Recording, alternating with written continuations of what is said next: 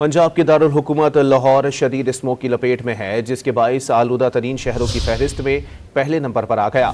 मौसम का मजीद अहवाल जानते हैं नुमाइंदा डॉन न्यूज़ में शुएब से। शुएब, बताइएगा लाहौर का एयर क्वालिटी इंडेक्स कितना रिकॉर्ड किया गया है?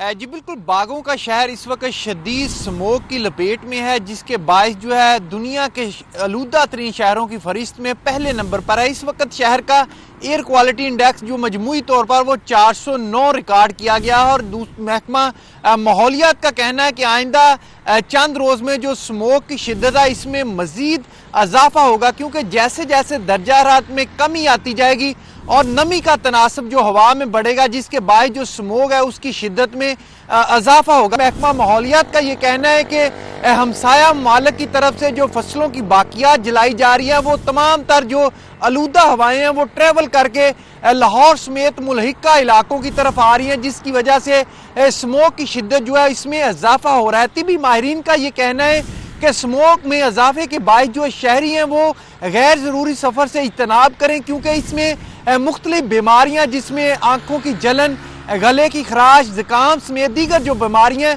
वो उनमें इजाफा हो रहा है। और दूसरी जानब महकमा मौसमियात का कहना है कि आइंदा चंद रोज़ तक जो बारिश के कोई इम्कानात नहीं है और स्मोक जो है इसकी शिद्दत में इजाफा होता जाएगा। जी।